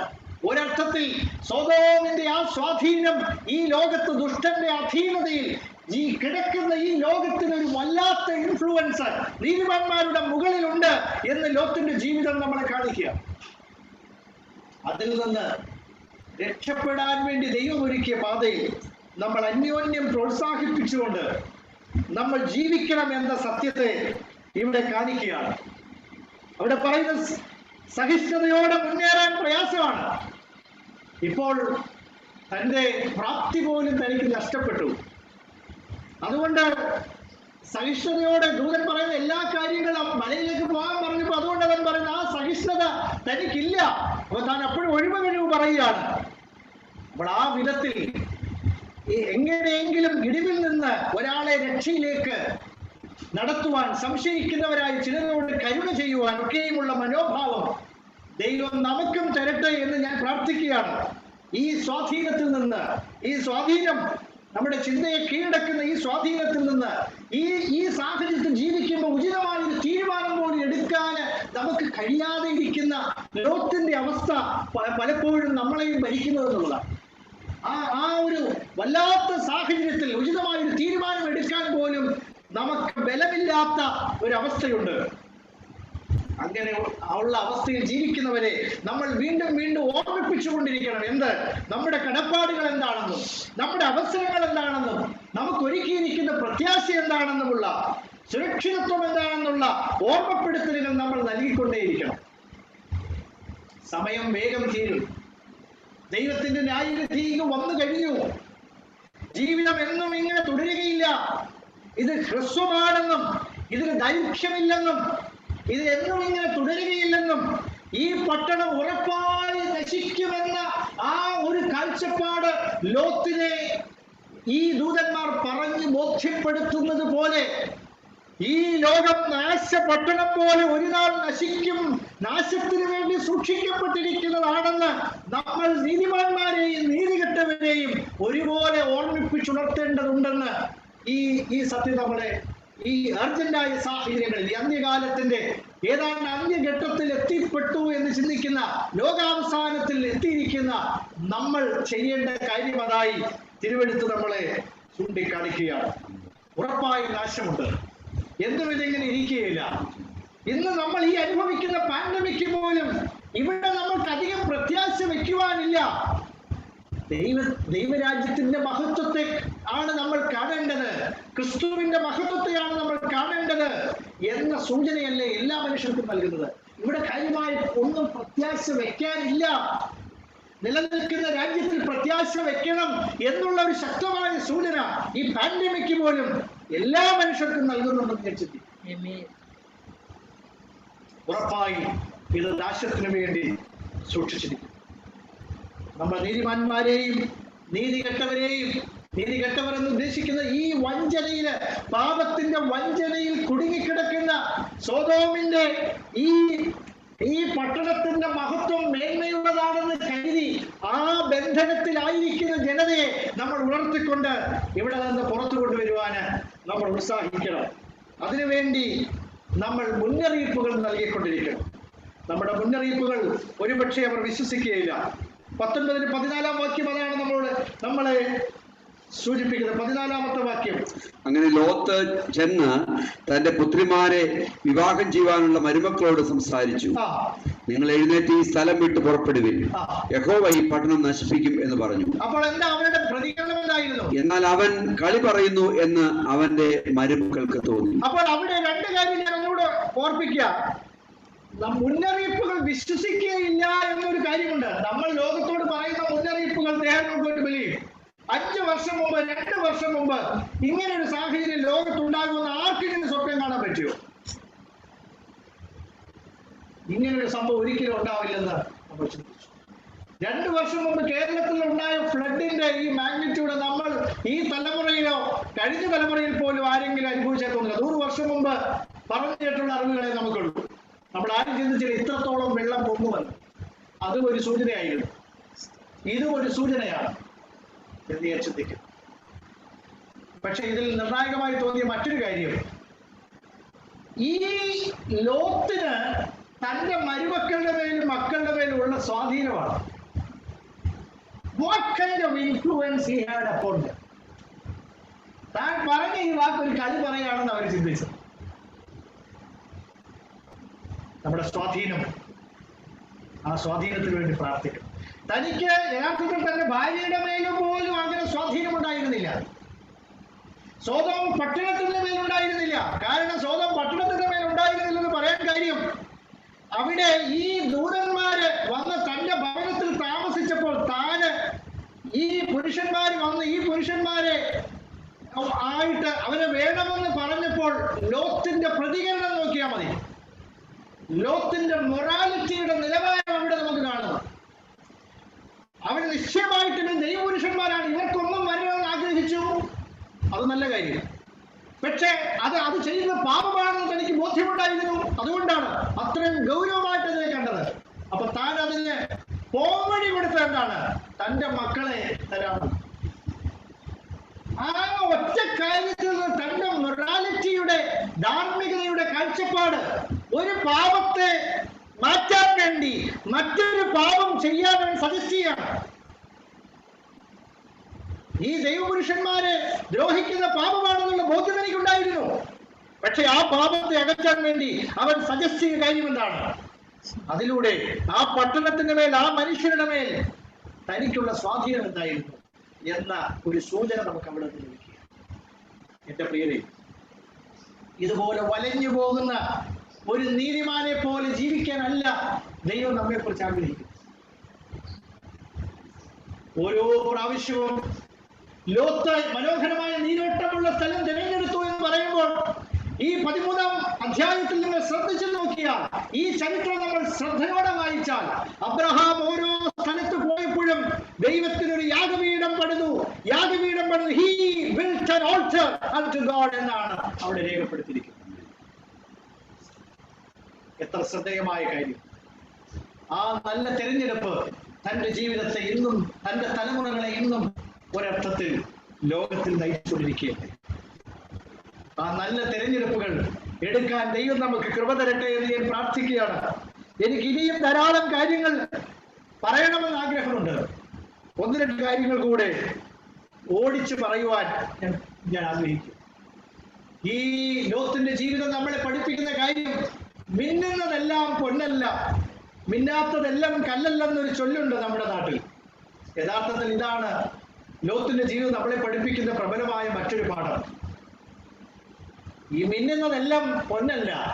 ഈ ലോകത്തിൽ മേന്മയുള്ളതെന്നും മഹത്തരമെന്നും ശ്രേഷ്ഠമെന്നും നമ്മൾ പറയുന്ന പലതും അത് പൊന്നല്ല. എന്നാൽ ദൈവരാജ്യത്തിന്റെ മൂല്യങ്ങളും ദൈവരാജ്യത്തിന്റെ വചനങ്ങളും അത് മാണിക്യത്തെക്കാൾ ശ്രേഷ്ഠമാണ്. അതുകൊണ്ട് ആ മണ്ണെ പ്രതി മാണിക്യം വിടുകയില്ല ഞാൻ. ആ ഒരു കാഴ്ചപ്പാട് പ്രാപിച്ചുകൊണ്ട് നമ്മൾ ജീവിക്കണമെന്ന് ലോത്തിന്റെ ജീവിതം നമ്മളെ പഠിപ്പിക്കുക. ദൈവത്തിന് സ്തോത്രം. ബഹുമാനിക്കപ്പെട്ടവരെ, ബഹുമാനിക്കപ്പെടേണ്ടവരെ നമ്മൾ ബഹുമാനിക്കുക തന്നെ വേണം. ബഹുമാനിക്കുക തന്നെ വേണം. അബ്രഹാമിനെ വിട്ടുപോകാനുള്ള തീരുമാനം തന്റെ ആത്മീയ സുരക്ഷയ്ക്കും തന്റെ നിത്യജീവനിലേക്കുള്ള പാതയിലും ഏറ്റവും നിർണായകമായ ചില വ്യക്തികൾ നമുക്ക് ഓരോരുത്തർക്കുമുണ്ട്. അവരുടെ സാന്നിധ്യവും പ്രാർത്ഥനയും കവറിങ്ങും നമുക്ക് നിർണായകമാണ്. അവരെ വിട്ട്, ബൗദ്ധികതയുടെ പേരിൽ അവരെ വിട്ട് നമ്മൾ ഓടിപ്പോകാന് തീരുമാനിക്കരുത്. ദൈവത്തിന് സ്തോത്രം. അവർ നമുക്ക് വേണ്ടി ഇടിവിൽ നിൽക്കുന്നവരാണ്. എനിക്ക് ഓർമ്മ വരുന്ന പൗലോസ് ഫിലിപ്പിയ ലേഖനത്തിൽ എപ്പഫ്രാദിത്തോസിനെ കുറിച്ച് പറയുന്നുണ്ട്. എപ്പഫ്രാദിത്തോസിനെ കുറിച്ച് തിരുവചനത്തിൽ പറയുന്നൊരു കാര്യം, ആ വേദവാക്യം ഞാൻ ഓർക്കുന്നില്ല. താൻ മരണത്തോളമായിപ്പോയ രോഗത്തിന് അധീനായി തീർന്നു. Almost he was dead. പക്ഷേ പൗലോസ് നിമിത്തം, പൗലോസിന് ദുഃഖത്തിന്മേൽ ദുഃഖം ഉണ്ടാവാതിരിക്കാൻ വേണ്ടി എപ്പഫ്രാദിത്തോസിന്റെ മരണത്തിൽ നിന്ന് ദൈവം വിടുവിച്ചു എന്നൊരു കാര്യം നമ്മൾ അവിടെ വായിക്കും. ചിലപ്പോൾ നമുക്ക് വേണ്ടി, നമ്മുടെ ആത്മാക്കൾക്ക് വേണ്ടി ജാഗരിക്കുന്നവർ, അവർക്കുണ്ടാവേണ്ട ദുഃഖം നിമിത്തം, ഉണ്ടാവാൻ സാധ്യതയുള്ള ദുഃഖം നിമിത്തം ദൈവം നമ്മളെ രക്ഷിക്കുന്ന സാഹചര്യങ്ങളും. ഞാൻ സൂചിപ്പിക്കുന്നത്, ഈ അബ്രഹാമിന്റെ ഈ ലോത്തിന് വേണ്ടിയുള്ള ജാഗരണം അത് നമ്മളെ വലിയ പാഠങ്ങൾ പഠിപ്പിക്കണം. ആ അബ്രഹാമിനെ ഒരിക്കലും വിട്ടു പിരിയരുതായിരുന്നു തന്റെ ജീവിതത്തിൽ. കുറച്ച് ഭൗതികമായ നഷ്ടങ്ങൾ ഉണ്ടായാലും എനിക്ക് ഈ അബ്രഹാമിനെ വിട്ടു പിരിയണ്ട എന്ന് ചിന്തിച്ചിരുന്നെങ്കിൽ എത്ര ശ്രേഷ്ഠമായി പോയനുമായിരുന്നു തന്റെ ചരിത്രമെന്ന് ഞാൻ ചിന്തിക്കുക. പക്ഷെ ഇത് ഇന്ന് നമുക്ക് ബുദ്ധി ഉപദേശത്തിന് ഒരു പാഠമായി ലോത്തിന്റെ ജീവിതം നമുക്ക് നിൽക്കുകയാണ്. അപ്പൊ ബഹുമാനം കൊടുക്കേണ്ടവരെ, കൂടെ ചേർന്ന് നിൽക്കേണ്ടവരോടൊപ്പം ചേർന്ന് തന്നെ നമ്മൾ നിൽക്കേണ്ടതുണ്ട് എന്ന് നമ്മളെ സൂചിപ്പിക്കുകയാണ്. നമ്മൾ എവിടെ പോയി സെറ്റിൽ ചെയ്യുമെന്ന് നമ്മൾ വളരെ ചിന്തനീയമായി സെറ്റിൽ ചെയ്യേണ്ടതായിട്ടുണ്ട്. ഈ നീരോട്ടമുള്ള സ്ഥലമാണെങ്കിലും ലോകത്തിലെ ഏറ്റവും വിക്കടായ മനുഷ്യൻ ജീവിച്ച സ്ഥലമായിരുന്നു ഇതെന്നാണ് തിരുവെഴുത്ത് പറയുന്നത്. ഏറ്റവും ദുഷ്ടരായ ദൈവത്തിനെതിരെ മഹാപാതകം ചെയ്തു വരുന്ന ഒരു സമൂഹത്തിന്റെ അടുത്തേക്ക് പോയി സെറ്റിൽ ചെയ്യാനാണ് പുറമേ മനോഹരമാണെങ്കിൽ അതിനാണ് അദ്ദേഹം ശ്രമിച്ചത്. അത് നമ്മൾ ചിന്തിച്ച കാര്യമാണ്. അതുകൊണ്ട് നമ്മുടെ സമൂഹത്തിന്റെ സ്വാധീനം വളരെ വലുതാണ്. ആ സ്വാധീനത്തിൽ നമ്മൾ എവിടെ സെറ്റിലാവണം, എവിടെ മനസ്സ് വെക്കണം എന്ന കാര്യത്തെക്കുറിച്ച് നമുക്ക് ശരിയായ ചിന്ത വേണം. എവിടെയാണ് നമ്മൾ ഈ ലോകത്തിൽ ആണെങ്കിൽ പോലും നമ്മൾ സ്വർഗീയമായ പൗരന്മാരാണെന്നുള്ള ബോധത്തോടെയാണോ ജീവിച്ചത്? അബ്രഹാം എങ്ങനെ ജീവിച്ചു? അബ്രഹാം പരദേശിയാണ്, ഞാൻ അന്യനാണ്, പരദേശിയാണ് എന്ന മനോഭാവത്തോടെ ജീവിച്ചു. അവൻ കഴിച്ചു, അവൻ വളർന്നു, കാര്യങ്ങളൊക്കെ ചെയ്തു. പക്ഷെ ഈ മനോഭാവത്തോടെയാണോ നമ്മൾ ഇവിടെ ജീവിക്കുന്നത്? ആ പാഠം നമ്മളെ പഠിപ്പിക്കുക. എന്റെ പ്രിയരെ, ശരിയായ തീരുമാനമെടുക്കാത്തത് കൊണ്ട് ദൈവത്തിന്റെ വഴികളിൽ ദൈവം തന്നെ റിപ്പീറ്റഡായി പ്രോത്സാഹിപ്പിച്ചിട്ടും ജാഗ്രതയോടെ അതിനെ കരുതാന് മനസ്സ് വെക്കാത്തത് കൊണ്ട് ഓരോ വിഷയങ്ങളിലും ദൈവത്തിന്റെ ശക്തിയെ തനിക്ക് നൽകിയിട്ടും ആ ശക്തിക്ക് അനുസരണമായി ജീവിക്കാൻ കഴിയാറുണ്ട്. ആ സ്വാധീനം തന്റെ മക്കളുടെ മേലോ ഭാര്യയുടെ മേലോ താൻ ജീവിച്ച സമൂഹത്തിലോ വരുത്താൻ കഴിയാതെ പോയതുകൊണ്ട് വലഞ്ഞുപോയ നീതിമാൻ, കഷ്ടിച്ച് രക്ഷപ്പെട്ട ഒരു നീതിമാൻ എന്ന പേരിന് നമ്മുടെ ജീവിതം ഇങ്ങനെ കഷ്ടിച്ച് രക്ഷപ്രാപിക്കുന്നവരുടെ ഗണത്തിലാണ്.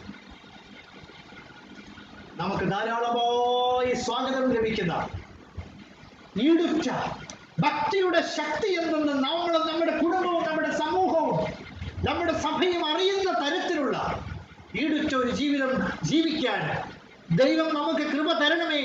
ഈ ലോകത്തിന്റെ ജീവിതത്തിലൂടെ ദൈവമേ ഞാൻ ആ പാഠം ഹൃദയസ്ഥമാക്കുവാൻ ദൈവമേ എന്നെ സഹായിക്കണമേ എന്ന് ഞാൻ പ്രാർത്ഥിക്കും. നമുക്ക് ഓരോരുത്തർക്കും ആ പ്രാർത്ഥന പ്രാർത്ഥിക്കാം. ധാരാളം കാര്യങ്ങളിൽ ചിന്തിക്കാൻ ഞാൻ ചിന്തിച്ചതാണ് എങ്കിൽ ഇന്ന് അതിനനുയോജ്യമായ സമയമല്ലാത്തത് കൊണ്ട് നമുക്ക് പിന്നീട് ചിന്തിക്കാം. വീണ്ടും നമുക്ക് അന്യോന്യം പ്രോത്സാഹിപ്പിക്കാം. ഈ സത്യങ്ങൾ നമ്മെ നയിക്കട്ടെ എന്ന് ഞാൻ പ്രാർത്ഥിക്കാം. ലോകത്തിന്റെ തെറ്റായ മാതൃകകൾ നമ്മൾ ഒരിക്കലും ജീവിതത്തിൽ പകർത്താതിരിക്കട്ടെ എന്ന് ഞാൻ പ്രാർത്ഥിക്കാം. ഉചിതമായ മാതൃക കാണിച്ചു തരുന്ന മാതൃക അബ്രഹാമിന്റെ ജീവിതത്തിലൂടെ അതിന് സമാനമായ അതിൽ നിന്ന് വ്യത്യസ്തമായ ഈ മാതൃക ജീവിതത്തിൽ പകർത്തുവാൻ ദൈവം നമുക്ക് കൃപ തരട്ടെ എന്ന് പ്രാർത്ഥിക്കുക. ഹല്ലേലൂയ. ഇതിലൂടെ ദൈവത്തിന്റെ ദീർഘക്ഷമയും മഹാദയും ദൂതന്മാർ അവനെ വന്ന് ബന്ധപ്പെടുത്തിയ ദൈവകാരുണ്യത്തിന്റെ മഹത്വം തിരിച്ചറിഞ്ഞുകൊണ്ട് ദൈവ വഴികളിൽ നടക്കുവാൻ ദൈവം നമ്മെ ബലപ്പെടുത്തട്ടെ എന്ന് പ്രാർത്ഥിച്ചുകൊണ്ട് ഞാൻ എൻ്റെ വാക്കുകളിൽ നിന്ന് വിരമിക്കുന്നു. ഈ വചനങ്ങളാൽ ദൈവം നമ്മെ സമൃദ്ധമായി അനുഗ്രഹിക്കുമാറായി. ആമേൻ.